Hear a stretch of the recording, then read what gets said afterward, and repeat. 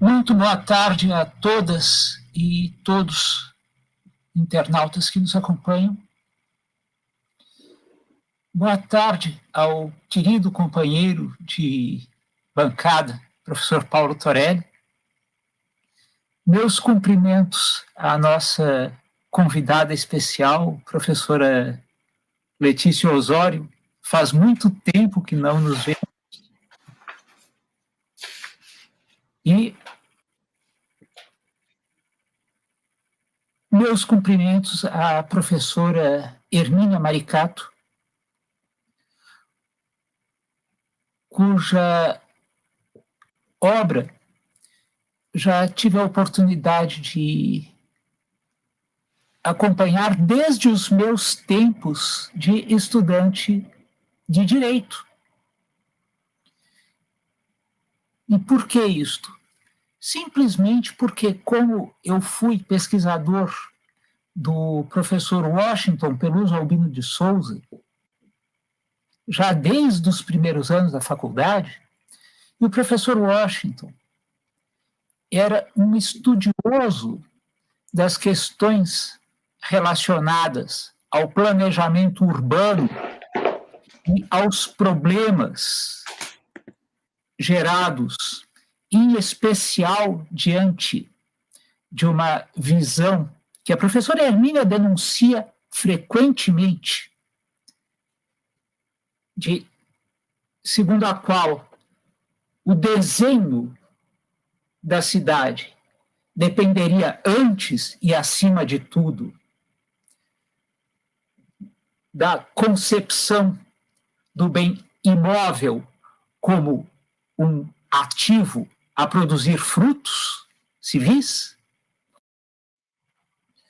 Então, os textos que tratavam da matéria urbanística, fossem jurídicos, como o caso do professor Washington, o caso do professor José Afonso da Silva, né?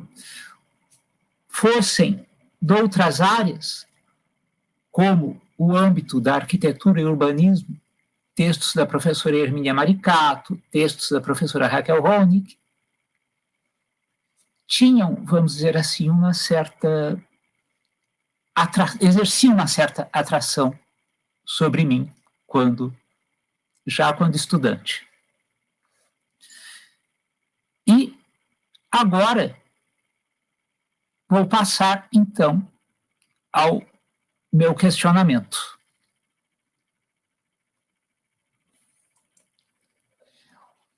Uma das preocupações recorrentes da entrevistada é a necessidade da modificação do significado que se atribui, no Brasil em especial, ao solo urbano.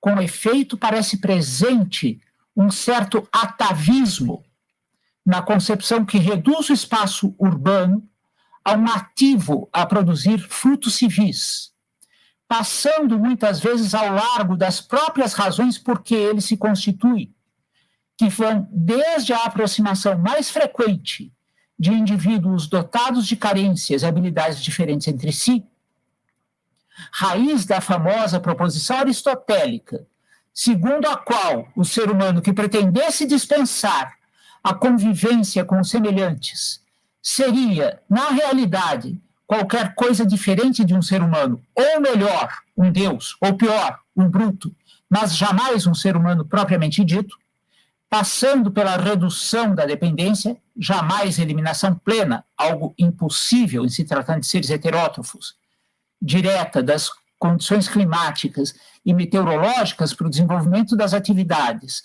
voltadas à satisfação das necessidades e pela aglutinação maior em torno da solução de problemas comuns.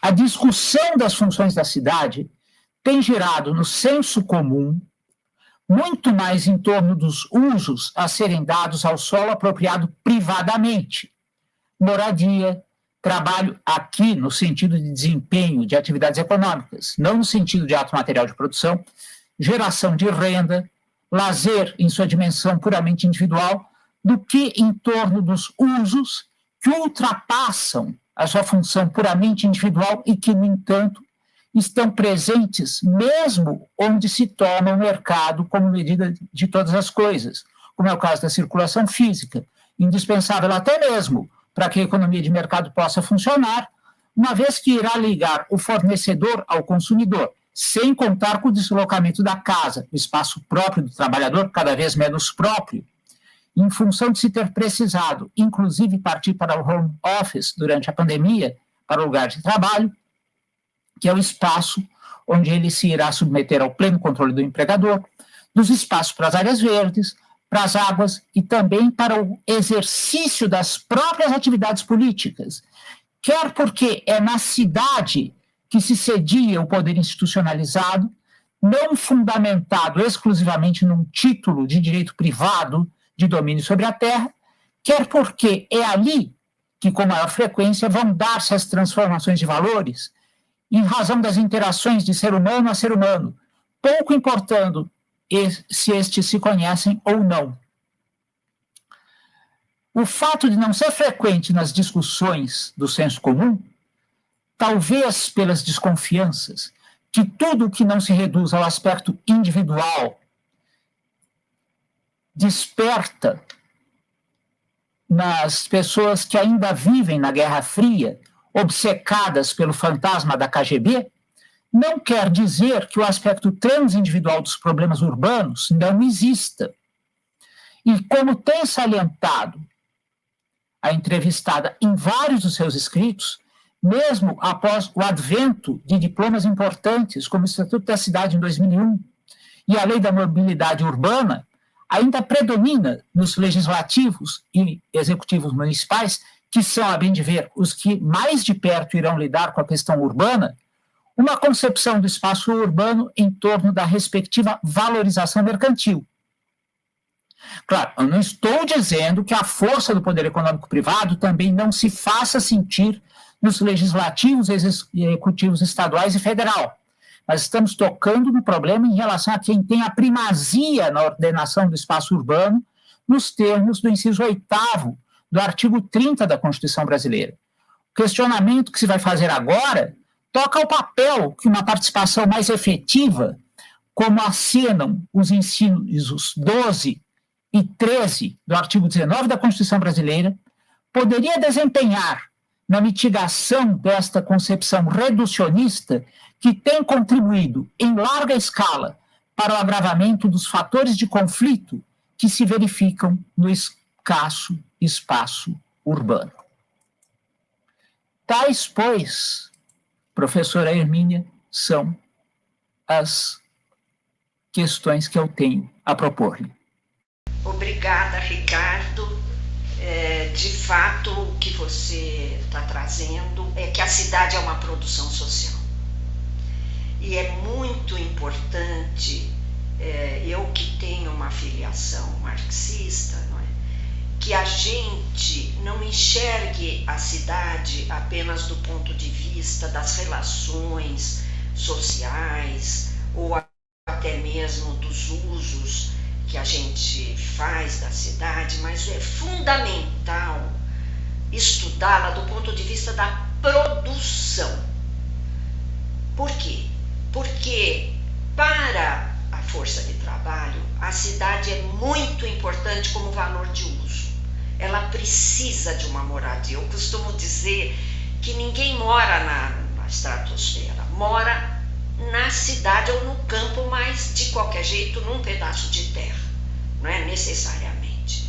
E nós estamos aqui na América Latina, de um modo geral, e no Brasil isso é muito importante, nós estamos diante de cidades, parte delas muito grande, construídas sem Estado e sem mercado. Eu estou me referindo ao mercado formal, capitalista, imobiliário. A maior parte, veja, a maior parte da população brasileira ganha abaixo de 3 salários mínimos. E quem ganha abaixo de 3 salários mínimos, eu poderia chegar nos 5, mas para ter muita segurança de não ser contestada pelo mercado imobiliário, eu vou me referir aos 3. Quem ganha abaixo de 3 salários mínimos não tem como comprar uma moradia no mercado. não tem como adquirir um financiamento. E veja, são nessas faixas de renda da população onde se encontra 92% do déficit habitacional. Então, a maior parte da nossa população não está incluída no mercado capitalista. Se eu trabalhar com, por exemplo, um país como o Canadá, onde eu fiz residência acadêmica, você tem 1/3, 20% da população em algumas cidades que estão fora do mercado. No Brasil é mais de 50% da população. Então, o que é cidade para a força de trabalho? É valor de uso. O que ela quer da cidade? Ela quer poder morar dignamente, ela quer poder circular. Então, transporte, a tarifa do transporte atualmente ela é um exagero. A POF do IBGE está mostrando aí que se gasta mais com transporte público coletivo do que com alimentação. Isso é de 2017, esse dado, né? Então, mas o que é a cidade para determinados capitais? De que capitais nós estamos falando? Nós estamos falando do capital de construção de edificações e construção pesada, chamada infraestrutura urbana. Nós estamos falando dos incorporadores imobiliários, do capital financeiro imobiliário e dos proprietários de terra e imóveis, que constitui em todas as nossas cidades um lobby fortíssimo, e que costuma ser muito importante no financiamento de campanhas, não é? E para esse conjunto de capitais, a cidade é um grande negócio. Então, nós estamos diante de uma oposição básica entre capital e trabalho, como o David Harvey chama a atenção, não é? Quando nós olhamos para as cidades. Não é? E isso é muito pouco percebido.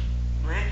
Que você percebe, quando você estuda o orçamento público, nós tivemos uma era aí nós fomos famosos no mundo inteiro pelo orçamento participativo que nasceu aí em Porto Alegre.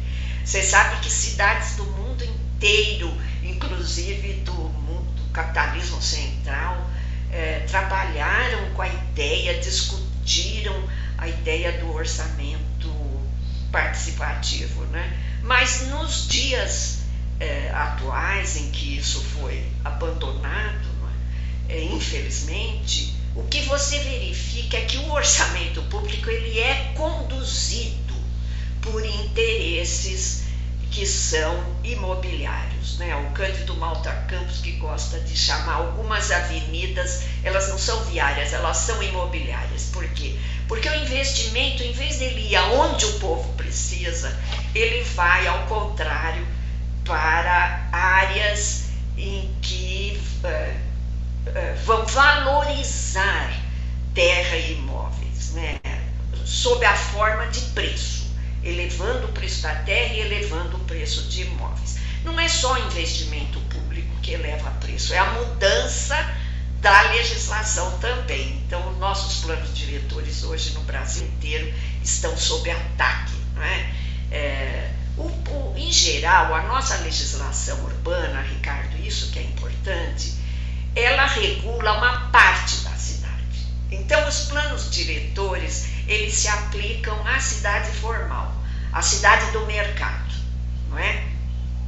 E uma parte da cidade, que é aquela construída pelos próprios moradores, que não tem projeto aprovado na prefeitura, não tem projeto de arquiteto e engenheiro, não segue legislação de uso e ocupação do solo, enfim, não tem o registro de propriedade da terra.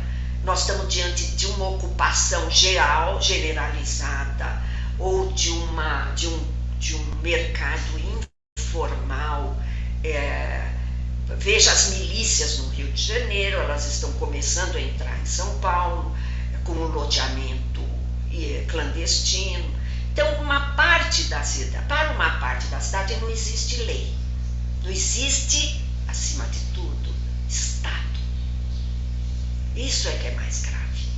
Essa parte da cidade ela está sendo ocupada a primeira vez que eu escrevi sobre isso foi em 94, né? Há muitos anos, pela milícia, pelo crime organizado, pelas religiões conservadoras. E as religiões conservadoras às vezes têm um papel social, não é? Mas o que é importante nisso tudo é perceber como a legislação, como a lei no Brasil tem muito pouca efetividade. E é muito importante para uma parte da população. E é muito importante lembrar que a nossa legislação é avançada, por incrível que pareça, né? É avançada a nossa Constituição, o Estatuto da Cidade é uma sinfonia de instrumentos. O Estatuto da Cidade tem uma visão holística, prevê a participação social, prevê a função social da propriedade, remete ao plano diretor a implementação da função social da propriedade por meio de três momentos, não é? A PEU, que é ocupação compulsória, não é? O IPTU progressivo e a desapropriação com títulos da dívida pública, que estão lá no artigo 182 e 183, que foram regulamentados pelo Estatuto da Cidade. Mas eu queria lembrar o quanto é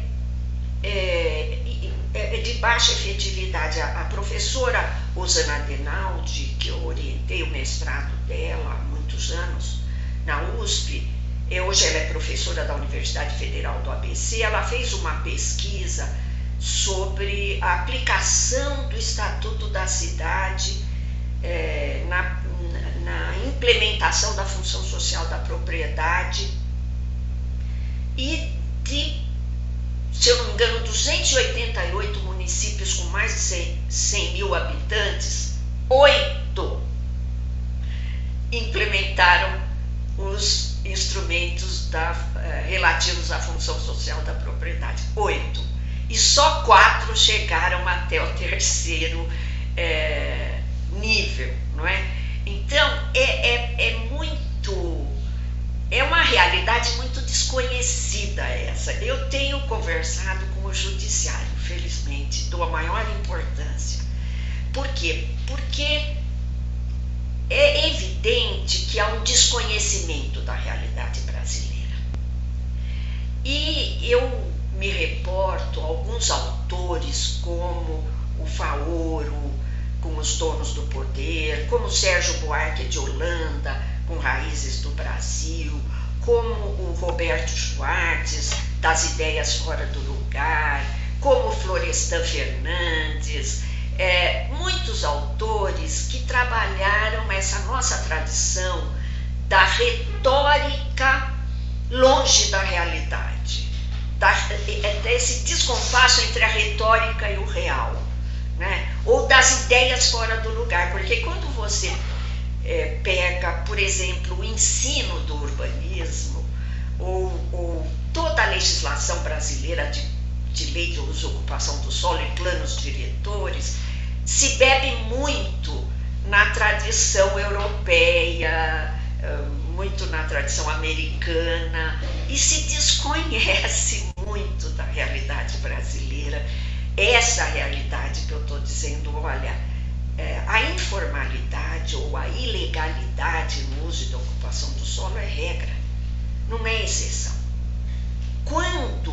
Eu costumo lembrar muito, quando se ocupa um edifício ocioso no centro das nossas cidades, há uma comoção geral, não é?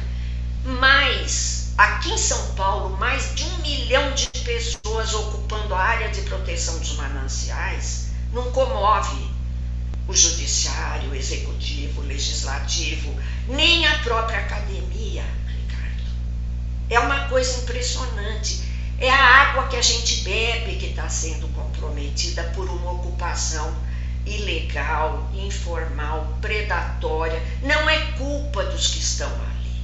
Eles estão fora do mercado e eles não são atingidos pelas políticas públicas. As terras que têm boa condição de ocupação, as terras urbanizadas, elas estão na mão do mercado. E a maior parte da nossa população de baixa renda, ela vai para as APPs, áreas de proteção permanente, que são as beiras dos córregos, dos rios, ela vai para as áreas de proteção dos mananciais, ela vai para as encostas íngremes, que a cada chuva fica sob risco de desmoronamento. Então, é muito importante isso tudo que você trouxe, né, da área do direito, trabalhar, ela trabalha muito com o direito privado, quando discute a propriedade privada, e não reconhece, imagina, a função social de uma propriedade numa produção coletiva e social que é a cidade, não é isso? Eu acho muito importante que a gente rompa essas barreiras que separam o que eu chamo de bolhas, a bolha do direito e a bolha do urbanismo, não é? E da engenharia também. Todas esse nosso conhecimento, o Edgar Morin, né, que é um autor francês que deve estar com 100 anos, ele fala: a transversalidade do conhecimento é revolucionária. Por isso a minha satisfação de estar aqui com vocês. Por isso a minha satisfação de estar falando com o Ministério Público ultimamente, com os magistrados, porque eu acho que nós vamos dar um salto de conhecimento da realidade brasileira. Nós precisamos aplicar essa legislação que defende direitos sociais, não é isso? Eu me lembro, sabe, gente, que a Letícia, não sei se ela se lembra, ela participou do movimento de reforma urbana e a gente não existia internet, WhatsApp, não existia nada disso aqui, e nós conseguimos apresentar à Constituição de 88 uma emenda popular constitucional de reforma urbana assinada por 131 mil eleitores cadastrados, gente. Quando eu lembro que a gente fez isso naquela época, e eu tive a honra de ser escolhida para defender a emenda de reforma urbana na Assembleia Nacional Constituinte. Não resultou, nós tínhamos aí a ajuda do Alfonsin, com aquele grande promotor do Rio de Janeiro, meu Deus, eu vou lembrar o nome dele, maravilhoso. Nós tínhamos o pessoal do direito achado na rua que trabalhava com a gente, né, nesse debate sobre a Constituição, e nós não saiu exatamente o que a gente queria, porque a gente queria uma autoaplicação do instrumento constitucional da função social da propriedade, e ele veio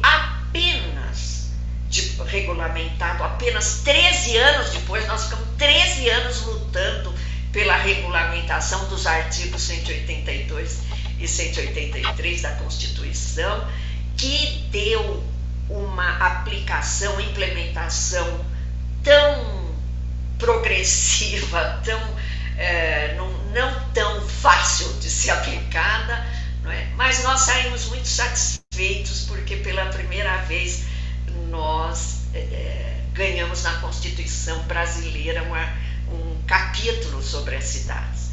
O fato é que nós precisamos retomar aquela energia lá que ajudou a conquistar nossa Constituição de 88, a energia que nos ajudou a conquistar o Estatuto da Cidade, mesmo considerando a baixa efetividade, eu acho que nós estamos iniciando um novo ciclo, eu enxergo isso nas manifestações de hoje, eu enxergo isso na nossa rede do BR Cidades, um projeto para cidades do Brasil que tem crescido muito em todas essas iniciativas de lives, de iniciativas de movimentos sociais de combate à fome. Eu, apesar de tudo, não sou uma pessoa pessimista, mas acho que nós temos que passar por discussões como essas que nós estamos tendo aqui sobre a lei e sua implementação no Brasil. Por isso que eu agradeço muito.